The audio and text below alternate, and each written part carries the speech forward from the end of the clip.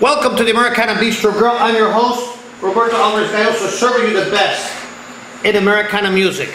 Right now we have a great guest. His name is Jeremy Harple, and he's from Vermont. And we're getting everything ready for some great Americana music from the New England area, especially Vermont. Hello, Jeremy. How's everything? Great, thank you. Thanks for having me on your show. For me, it's a pleasure and an honor. We're recording this so we could get this in YouTube, and this is going to be a phone conversation. So, we're just calling from the heart of Kendall here in Miami, Florida, to Vermont. Whereabouts in Vermont are you? Northeast Kingdom, West Glover, Vermont, pretty close to Canada. Mm-hmm. Okay, great. Now we're going to be starting with how did you get your what can we talk about Jeremy Harple? How did you get started, and what has been your style of music, and if you have any new hits up to now? This is for all. We're giving you 30 minutes to talk. Sounds good. Well, I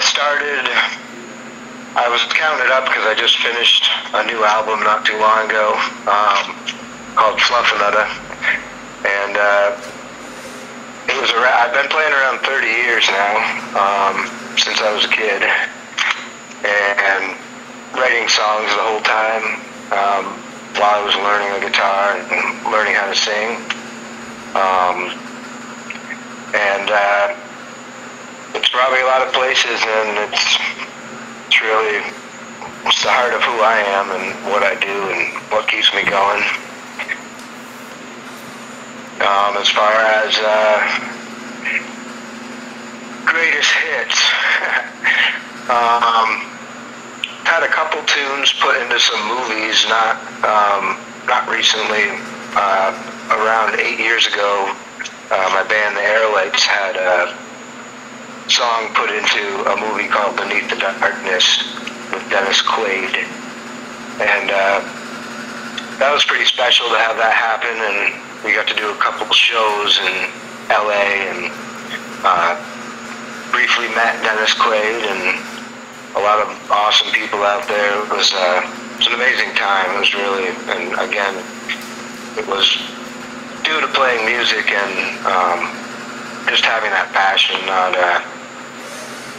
really wavering. Not that I don't think I have much of a choice. I know I don't have much of a choice, but it's what I gotta do, and sometimes good luck comes my way, which has been a blessing.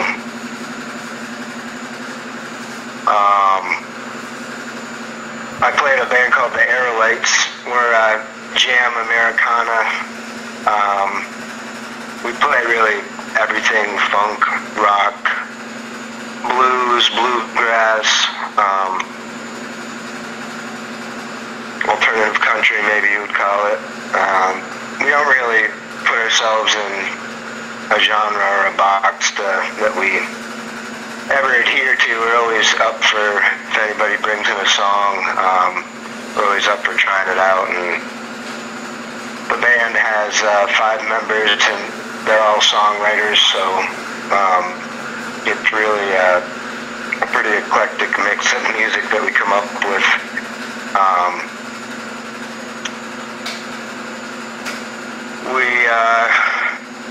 We've been on a little bit of a hiatus, like everybody has, since COVID and pandemic times upon us.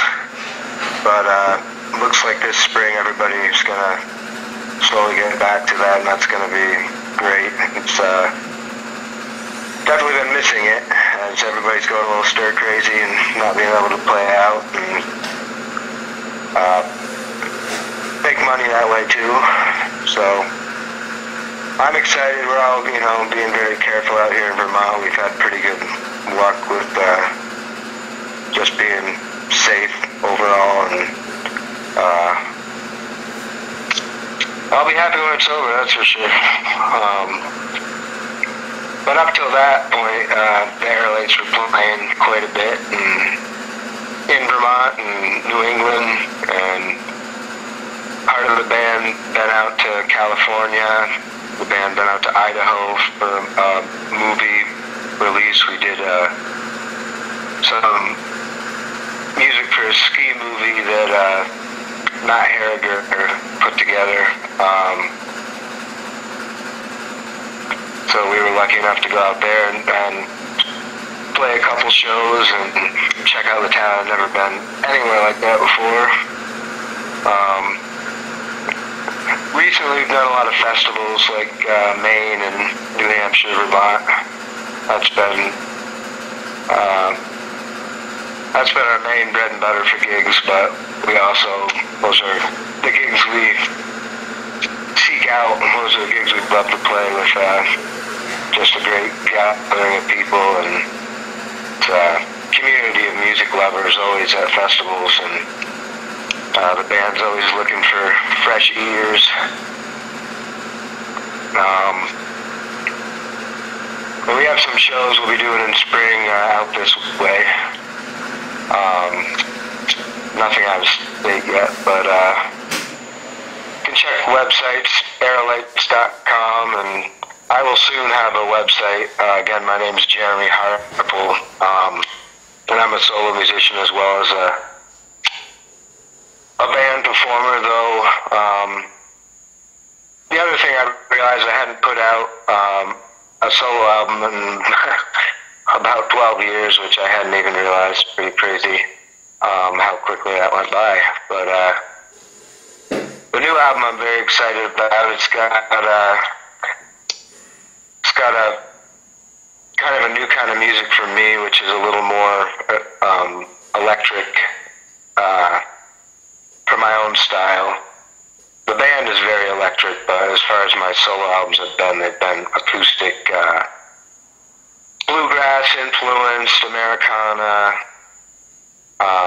maybe some newgrass, folk. Those are my roots, acoustic music, and it's branched out quite a bit into all kinds of music. I play in a small Dixieland band as well out here. Can-Am jazz band, which we have electric bass, trumpet, and vocals, and I play acoustic guitar in that as well. That's a lot more standards and few originals, mostly standards, jazz standards in Dixieland, old-timey songs, etc. So I got my hand in a lot of different things. That's kind of the way it goes out here. I'm not sure about probably everywhere for the current gigging musician. And if you want to, it's a little easier to have more projects going, to be able to fill up your gig schedule than maybe having one band and trying to play in the same area every night isn't always a great thing as far as getting people out that already saw you 2 times that week or whatnot.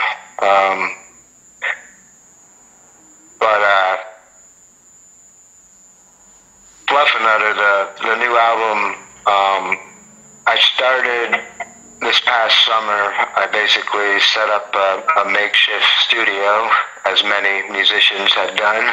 There's a lot of albums coming out. That's one good thing, I think, due to the pandemic, is a lot of musicians have buckled down and recorded music, and a few that have never recorded before and are finally recording, and it's great to know that we're going to have all this music available to us. So I started the album this summer in my basement. Couple acoustic guitars, couple electric guitars, 1 amp, a bass guitar I found on Craigslist for $100.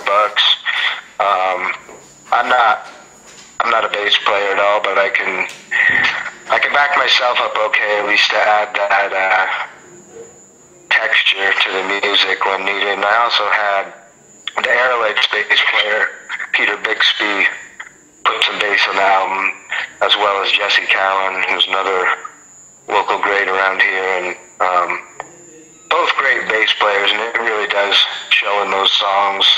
You can't really fake it. It's helpful just sometimes just to have that ambiance of that register of sound in your music.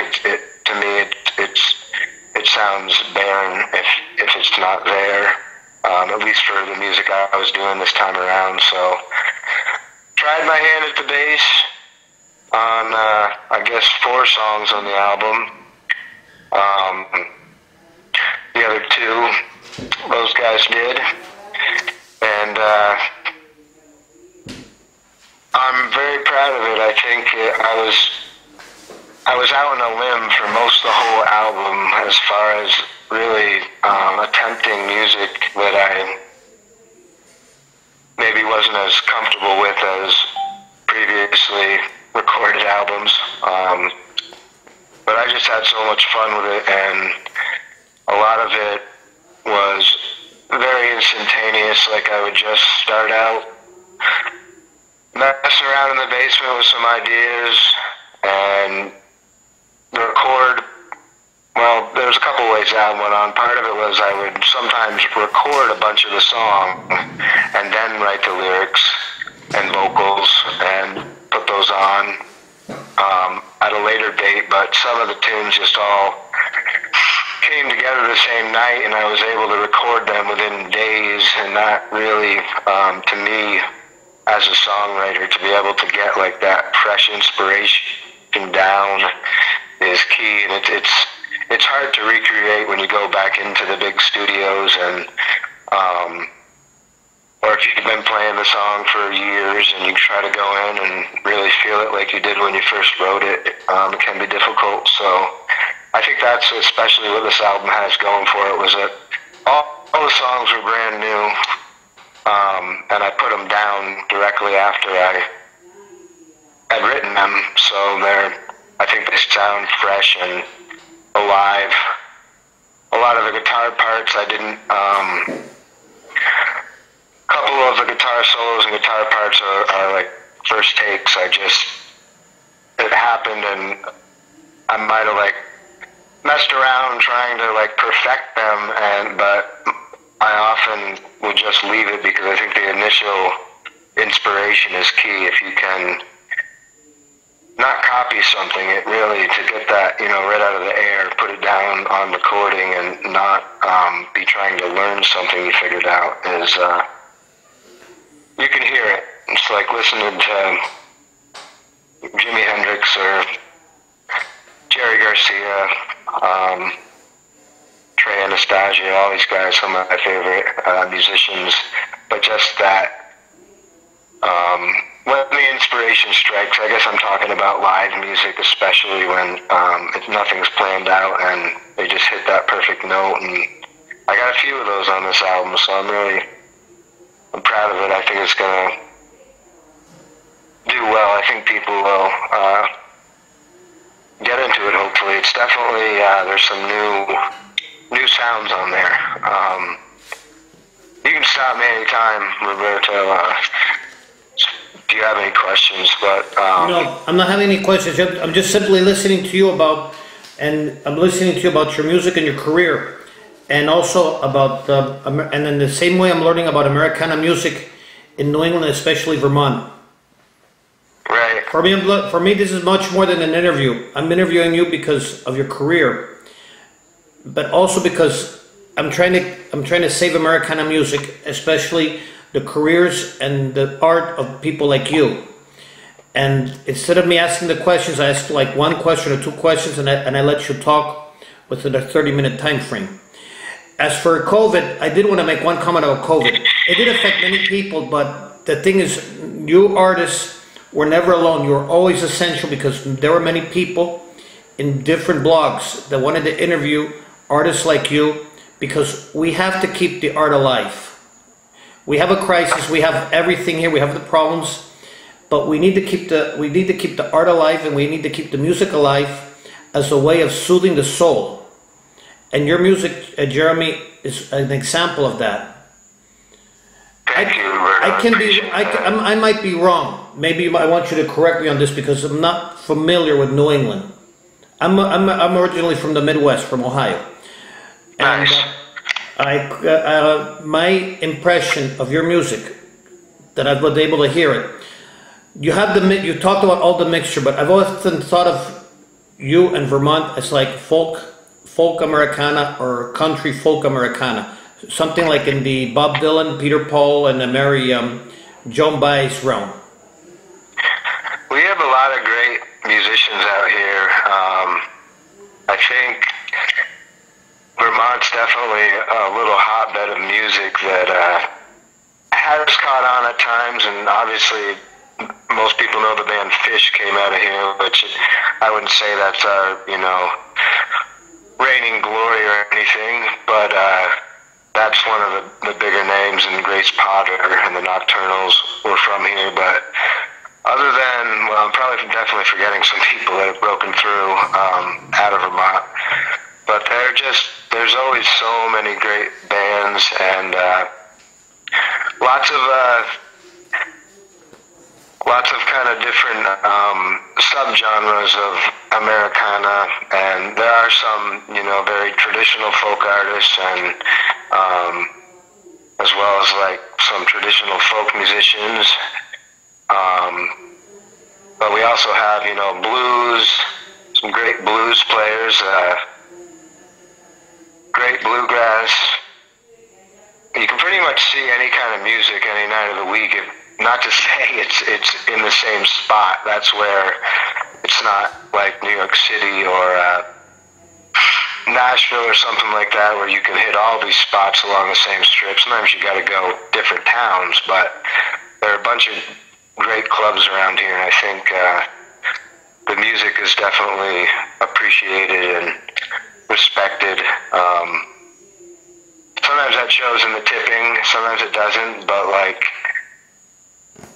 it really, some nights just, people aren't afraid to show you how much they care, and we all really appreciate that. I think you mentioned the pandemic, because it's kind of an interesting thing in the sense that every once in a while I think about this, but everybody, everywhere is going through the same thing, and it's kind of hard to fathom that. But in a way, it almost, maybe if you look at it in the positive sense, that everybody is very connected right now. It's not in a great way, but makes me be grateful for what I have, and very lucky, especially just even by location. I'm lucky to be in Vermont, and that's really all it is. My parents moved here in the 70s, and I was born here, so that's why I'm here. But I also think that, I totally agree with you, more than ever, music is really important for everybody in all the arts, because it this made us all realize, to me, that's kind of what the pandemic was. I was able to still work, at least in the sense that I had some just one-man carpentry type jobs that I had been doing to get by, and I've always done alongside my music. I do both, but when it's just work and there's no socializing, you're not allowed to go out and see music, there's nothing going on, it's like, wow, this is, America in a way is built around all these pastimes. I mean, it's like that everywhere. You have to work, but then, the things that you really can look forward to and keep you going have kind of just been taken away because of this, to be safe. Mm-hmm. Not at all disagreeing with it, but it's powerful when you take all those things that you love, like for me, playing music out with other people, and that spontaneous improvising with other musicians, and a lot of times in Vermont, there will always be musicians in the crowd, and it's very often that one will come up and play a couple songs, and it's just pretty neat. You never know what you're going to see.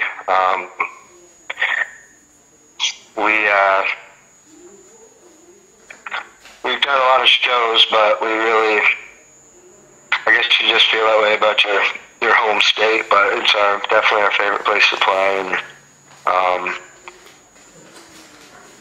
well, Vermont, from what I've heard, is a very great place to do a lot of great music.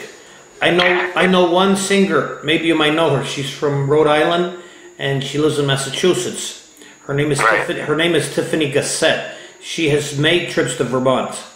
I don't know if you've heard of her, but she has. That does sound familiar, actually. Her singing has. I've interviewed her last year, and I was very impressed with her music, just like I'm impressed with yours. Thank you. And she did one song called "Still" that I still listen to it, and it evokes a tranquility, just like your music evokes a tranquility. And Vermont, I don't believe that everyone's home state is going to be the best because one lives in the home state. For me, music all around the world is beautiful, but the music that we have here in America, especially the Americana music, has a feel. It's very beautiful.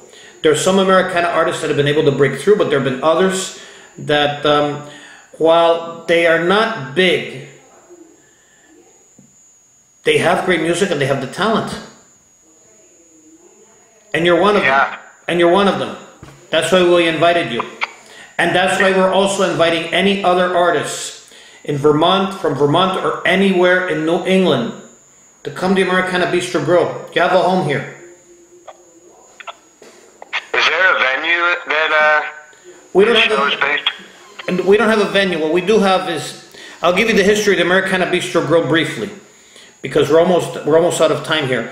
But I worked at the Americana Bistro Grill. Was a program of Americana music, country, folk, and rock, based out of Anna Maria Island, Florida, and Miami. I did the shows in Miami, and I would record it for a station called AMI Radio. I was the host of the program from 2015 to 2019, and at the same time, I was also one of the participants of the program of Anna Maria Island Radio, or AMI Radio, called Island Sports Rep, with great people like Robert Herman, Casey Hoffman, and Mike Blanchett. During this time that I was on the air in AMI Radio, everything was great. I don't have any complaints. They were really great, and the music, I was able to get the music and everything. Unfortunately, Bob Herman, who was the brain behind AMI Radio, died unexpectedly. After he died, I tried to keep the program alive. I tried to keep AMI Radio alive. I even tried to do Island Sports Rep. Unfortunately, there's an old saying, when one person dies, you cannot replace the program. Right. In the musical case, we're going to say the Beatles. The Beatles, when one group left, the others dissolved. The Monkees, at least the Monkees, you have, without Peter Tork and Davy Jones, you still have Mickey Dolenz and Michael Nesmith. Those are, but that's the Monkees. But in this, at least they were able to maintain with two people and then do all the digital stuff. But AMI Radio, when Robert Herman died, I tried to maintain the program. Unfortunately, I maintained it until around February of 2019, before I left AMI Radio. And I did another, all of this is in my blog. I did another program called the AG News Show, but the AG News Show wasn't that much, I wasn't as popular as the Americana Bistro Grill. So what I did was, in my blog, I found out from AMI Radio that I had the license and permission to use the Americana Bistro Grill because I had registered it with the Copyright Office. So they told me, go ahead and use it, because the Casey Hoffman, who was Robert Herman's widow, was not interested in maintaining AMI Radio, and Michael Blanchett was also going to other stations. He had already resigned months before. It was just simply a case of the station was going to die anyway. So I took a poll in my blog, and many people wanted the Americana Bistro Grill, and we went back on the air with the Americana Bistro Grill. Now what I do is I do the programs by myself, And in addition to doing the programs for myself, I publish them in YouTube and in other areas. What I do is I usually record on Instagram Live, Facebook Messenger, and then I record it on the video and then do it on YouTube. If I cannot do a Messenger or an Instagram Live, I usually do a telephone conversation. The second reincarnation of the Americana Bistro Grill hit it off when we had the pandemic, or when we had all these problems going on, which people couldn't leave their places, everyone was quarantined, and many people were saying, I don't know about Vermont, but here, money politicians in Miami were saying, oh, healthcare is essential. Yes, I agree with healthcare is essential, but when they said that the artists were non-essential, I was afraid that we were going to die. Our music was going to die under some sort of medical martial law. So I took the initiative and started interviewing people. I started interviewing people from 5 in the afternoon to 12 midnight. Now I just cut back the hours because I need the time to splice and process everything. It would take me an eternity. It took me an eternity to go from 5 to 12. Now this year, since things have sort of like stabilized, I'm just doing 2 interviews or 3 interviews a week, and then processing them during the week. Great. And I can definitely send some names your way for that. And I wanted to make sure that my purpose is not me. This is not a program about me. I'm not the me generation.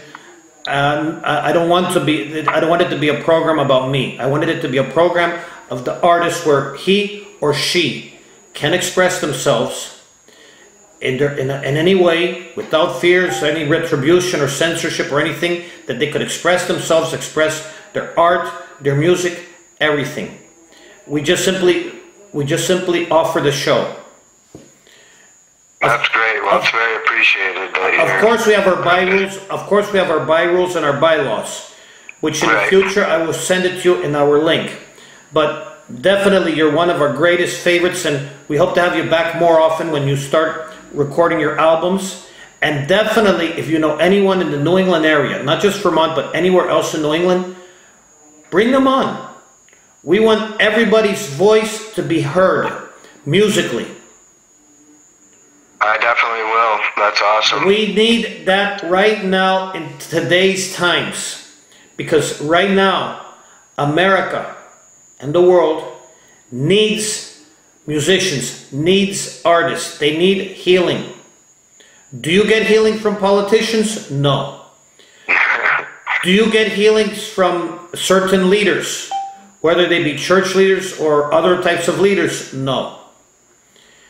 Do you get any healings from anything else? No, you get them from the artist. The artist, it gets your soul. When you feel terrible, they're there to cure you. And I have one personal experience with one of the artists in New England, Tiffany Gassett. There was once a time that I was not feeling well. There are many times, even today, that I don't feel well. When I don't have God or my wife taking care of me, I usually go and listen to the independent artists. And when I hear them, most of the times they take really good care of me and they cure me whatever happens. The song recorded by Tiffany Gassett, I mention her because her music got my ear. Her music, Still, and plus another singer from Colorado named Katie Laurel with Daydream. I hear these 2 songs and I have this calmness that nothing could bother me. In other words, like when I feel like I'm having a tension, and that tension is going to bring a headache, or bring chest pains, or whatever, I just simply put Still by Tiffany Gassett or Daydream by Katie Laurel, and I'm in another world. I'm a lot better. Well, I'm going to check both those names out tonight. And there was one other singer, Laura Marie. She's a very great singer. She is in the Joan Baez, Peter, Paul, and Mary style. She's from Texas. Great. 10 years ago, the reason why I got the Americana Bistro Grill started was singers like her, Laura Marie. Well, there was once a time I was going through a very painful part of my life, which was the divorce. and I was about ready to like give up and everything. I was in the countryside of Miami. There's a road called Chrome Avenue, very lonely road, where you don't, where you're there, you're like very well abandoned. And I thought, well, this is my life. And then somehow I had received a CD from Texas, and in this CD there was a song by Laura Marie, her version of the Cherry Tree Carol, that touched my heart. And I said, no, I'm going to do a lot better than that. I'm going to get better. And I was able to get better and put my life back together. That's awesome. There was another singer. I don't want to talk too much, but I wanted to bring up the fact how art is essential. Having talked about Tiffany Cassette, and having talked about Katie Laurel, and having talked about Laura Marie. And there was one Texas artist, I think, if I'm trying to remember the name, I don't know if it was Vanessa Peters who interpreted it or Karen Chisholm, but they did their version of The First Cut is the Deepest. I've heard many versions for The First Cut is the Deepest. One of them that really got me was Rod Stewart, but this one by I think it was either Karen Chisholm or Vanessa Peters, I don't know. I do know as I put the CD on, and after hearing Laura Marie singing the Cherry Tree Carol, this singer, when she did her version of The First Cut is the Deepest. The First Cut is, let's be frank, The First Cut is the Deepest is the most saddest song that you could hear. But That's very sad. But the interpretation,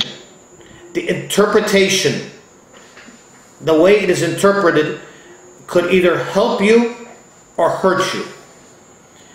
This interpretation helped me because it was like, you're going through a really bad time, but you're going to get better as the time goes. And her version of The First Cut is the Deepest touched me. The first part was like, yeah, you're screwed, you have all these problems, but as she started progressing, I said, no, life is going to get better. If it were not for the artist, I would probably be not talking to you right now. I would probably be either being among the living dead, or I would probably be dead right now. And we're talking about 10 years ago. In other words, I owe my life to most of the artists that I have interviewed. And it was my debt of gratitude, and also the fact that we have to save our music, is why I bring people like you to the show. I could care less about myself. If they want to play statues or anything after I die, that's another issue. But that's not the issue. The issue is you, as the artist, have the right to be heard, and your music has the right to be heard in this era of junk food music. Well, I'm sure I can speak for other musicians everywhere. We definitely appreciate anybody like you that is willing to put their foot forward, and that's the whole other side of the music business is having people believe in you and helping you out in any way they can, because we're really just looking for places and reasons to be able to play the music we create. And I think that it is very essential, Roberto, as well as essential for us to write it. I feel like when I'm down or feeling any way, it often will turn into a song in some way. So I'm very grateful I have the ability to make something with, make something out of emotions into something solid, and it's often very meditative for the creator, I guess. But if anybody is interested in hearing more of my music, I do have a YouTube channel, Jeremy Harple. It's Harple, my last name. And the new album is up for sale on Bandcamp, and it's called Fluffernutter. I'm gonna you just simply give me all the information. I'll see if I can buy the album. But you could also autograph it too. Before we leave, and before you play one of your songs, I do hope that one day you could come back. And again, I'm repeating myself. I'm inviting everybody to come, because everyone needs to have their voice heard. And number two, I want to issue a challenge. Not only do we support, I want to issue a challenge to everybody outside to please support these artists. Buy their CDs, buy their albums, go to their concerts if you can go to their concerts.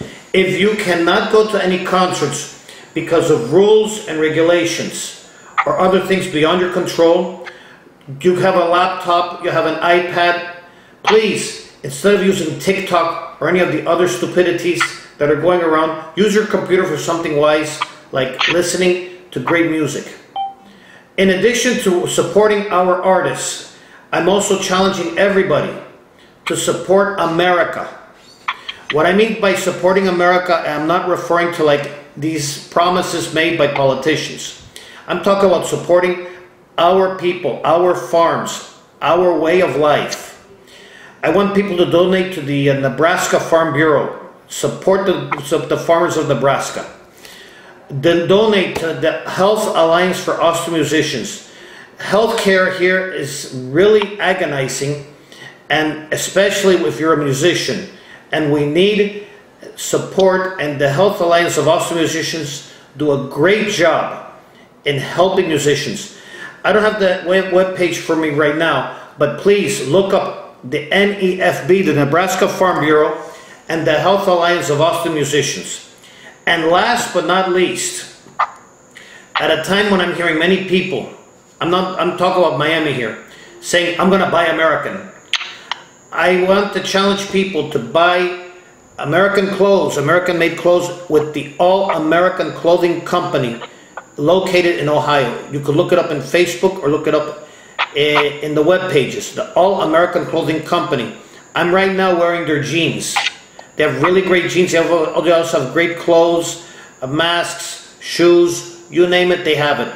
And this autumn, they're going to be doing for the ladies, lady jeans also. So before leaving, I want Jeremy to play one of your greatest hits, and I wish everybody around the world 3 things: peace in, peace out, and peace everywhere. And like